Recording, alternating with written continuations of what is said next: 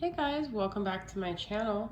I received a lot of new decks today. It was like an influx of decks that I had been waiting on. So I have the Divine Feminine Healing from Mystic Moon Oracles. Okay. I have also her Dark Night of the Soul Tarot, which I probably should have researched a little bit because I had to interpret them, and I hope that I did them right because I'm kind of ADD and I didn't watch her video, I think it is, that explains it, but I think I know them. And then I have the Top Secret messages from Angelic Revelation 144, my good friend, and I have Stop and Smell the Roses from her as well, and I have the Waiting Game. Sorry guys, I keep hitting this thing. And those are the only decks I'm going to use in this reading. This is a message for the feminine from both her masculine and spirit, of just things she needs to know, things, energies going on, what's happening. I have like my cord in here. Okay. So, feminines. All right. So what we have from the feminine healing is I speak up when I have something to share. I am no longer fearful of what other people cannot handle. Honesty. Vampire. I will try my best to handle my own issues rather than draining the energies of others. Memories. I do not focus on what is already gone. I choose to show up fully for myself and others in the present moment. I can relate to literally every of these cards I pulled, and I will start talking about it in a minute. Confusion. I take responsibility for my own decisions that contributed to challenging situations. Performance. I surrender my need to people please in order to feel accepted. I am good enough just the way I am. So before I even get started, I just want to say the themes that are coming up for me with these cards is that some of you might struggle like myself as an empath, wanting to voice your truth, wanting to vocalize, wanting to stand up for yourself, but then being afraid that you're almost too emotionally energetically overwhelming others. And it's like this fine balance of wanting to be honest but also knowing when to hold your tongue, right? So I feel like that's the thing with the honesty and the vampire. But some of you could also have like emotional vampires in your life that you just need to cut the cord with to honor yourself, okay? But also this is saying know when you're the vampire, know when you're draining others, know when you have to take responsibility for that too. This is something else I've been struggling with lately. So I'm a very sentimental person, and maybe I needed to share this on my channel because, you know, I'm on the divine feminine healing journey, and I'm very introspective, and I really try to take everything as a lesson, okay? I'm Capricorn. It's all this like paternal, disciplinarian, harsh lessons constantly, right? Capricorn rising, sun, Mercury. I'm very sentimental, and the last year I've been reaching out to so many people from my past. I think it's also too just what I've been going through personally, and minimal people are responding, friends that I always had connections with. And I'm starting to try to figure out what's the answer here? What's the lesson? And there's a few things, you know. I know that I can't expect other people to be in the same place I'm at, you know, but also I think a simple text is easy. I think it's quite rude to not respond to people. But I also realize I'm a very sentimental person, and I'm starting to think maybe the lesson is that I'm living in the past too much, you know, and maybe these people are busy with their lives, whatever it is, you know. I still think people should respond, but what's the lesson for me? The lesson is that I need to stay focused in the present, because with some of these people, and it's the same with the love interest, they're a figment of my imagination. The person they exist in my mind as isn't even who they are anymore. It's just a memory frozen in time, okay? So the past is very seductive because it feels so like we know it, like it's a part of us, but really it's gone, okay? We can't ever recreate it. These people have changed. They're not who they used to be. So don't spend too much time looking back, because you're looking through distorted lenses, okay? And that might be what's confusing you. But the other thing about it is always owning your side of the street. You know, everything is two to tango. I don't care any relationship, any friendship where someone is pointing the finger, they're wrong, because it's never just one person's fault, okay? So the confusion comes from, you know, not knowing what really happened. And I think the only thing we can really know is what we did, and we can honor that, all right? I mean, we can know what other people did too, but... And then the people pleasing is the same thing with the honesty. It's like, sometimes you really do need to speak up, you know? I've like written messages that I'm like, I don't know if I should send this. Is it too much? And sometimes it is, and sometimes it isn't. And you know fucking what? I was just thinking this before this reading. Who cares? I'm imperfect. At the end of life, it's all messy. We all fuck up, okay? But the worst thing to do is to stifle your truth and to not speak your mind and to be constantly performing and never show people who you truly are because you're so worried of coming across. And that's why I love Mystic Moon, because she's so freaking authentic.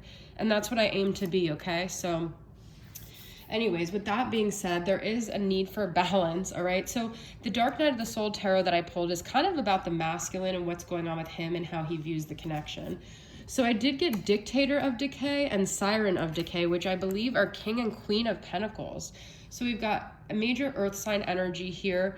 But, you know, with this Dark Night of the Soul Tarot, it's kind of like the dark side of it. So the Queen of Pentacles in her darkness can be very, you know, superficial and like a gold digger. And then we've got the Dictator of Decay, which he's all about, you know, King of Pentacles rising to the top. So it's about finding this balance. You know, this is fallen angel temperance. Like, you know, we all have our elements that we're more, you know, akin to being, but we have to check ourselves so we don't go to the extreme with this. But what's interesting is, so you could be dealing with a Capricorn, Taurus, Virgo, King of Pentacles. There's two feminines in his life, though. There's the Queen of Swords and the Gold Digger. I think this is Queen of Swords, Siren of Torment. So I kind of get the feeling that he's with this gold digger, and then you're the femme fatale. You're like the sexy woman on the side, the one that torments him, the one that he can't stop thinking about, the one that is so like, he actually has this like lust for you. But this earth sign or, you know, gold digger type energy, she's dug her heels and her nails into him, okay? So she kind of has some sort of control over him right now. And I feel like they're counterparts because they're both the same. But we do have unfinished business here. So there's unfinished business, and I feel like that's why he's constantly tormented. Probably going to make the title of this reading about the dynamic of the masculine and feminine, because that's what everyone wants to hear. But this is like a reading for you guys as feminines to help you just deal with the path and everything that you're going through, okay? But we do have unfinished business here. So this is Capricorn energy. We just had that big eclipse in Capricorn. But the masculine definitely feels that way. And that's why I feel like I said he's tormented. And this is all about healing too, Temperance. I feel in a way he does see you as an angel that could bring balance to his life. But he's also very scared of you. Like you torment him. All right. Now the messages from Spirit with Stop and Smell the Roses. Spirit is in control. There is no need for me to try to rush or force anything. Delays are beneficial and part of the greater divine plan that is unfolding. So that's beautiful, right? So this is about letting go of control and like just surrendering, all right? Abundance comes to me in many forms, and I live a rich, vibrant, and abundant life in all ways. So the gold digger energy, I feel like maybe I feel someone could be a gold digger because deep down they're afraid. They have a scarcity mindset that they're not going to have enough. Maybe they grew up with that lack. So this might be you, that might be you, and this might be something you need to tell yourself. Life runs through all the elements of earth. I choose to live carefully and consciously. Another earth energy. So there's definitely a lot of earth energy in this reading, but this is beautiful. And then we have, I am unique, quirky, and innovative. I embrace my eccentricities and authenticity proudly as a divine expression of life.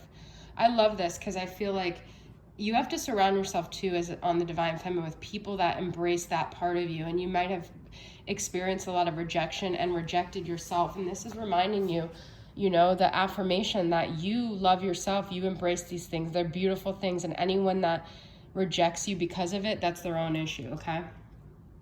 All right, so messages from the masculine. I can't be with you right now. So we have, okay, first I pulled this. I want to fix things between us. First I pulled, I want to fix things between us. My fear of rejection projected on you.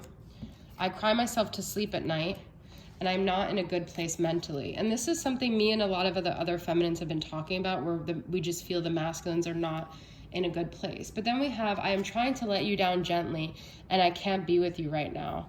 So I feel that the masculine may really be afraid of hurting the feminine because he's just emotionally unavailable. I know you guys are tired of hearing this same song and dance, but he's not in a good place. He's crying himself to sleep at night. He's not doing well. He wants in his heart of hearts to fix things. I feel this is like his ego because he's the one that has the fear of rejection. So he's like, I'm in control and I'm letting you down.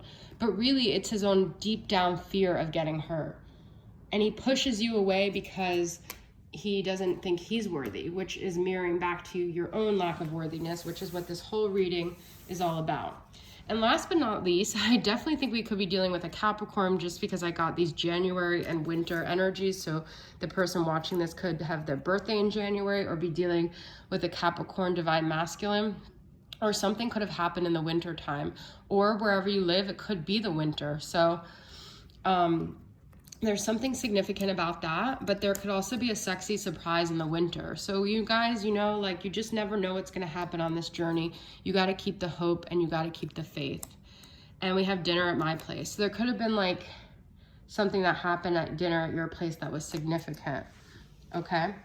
And I'm going to just I'll pull one more card from the waiting game just to get one last message. Okay. What is one last message to clarify the dinner and the sexy surprise and the January and the winter? Meet my family. There could be a total turnaround that you guys don't even know, okay? But I feel also you guys could have been married in a past life, and that could be like almost something that happened where you were part of their family. That's the feeling I'm getting too. But try not to focus on the past. Try to move forward and look ahead and, you know, just pay attention to all these themes that came up in this reading, okay? All right, guys, I hope you enjoyed it, and I'll see you guys next time. Bye.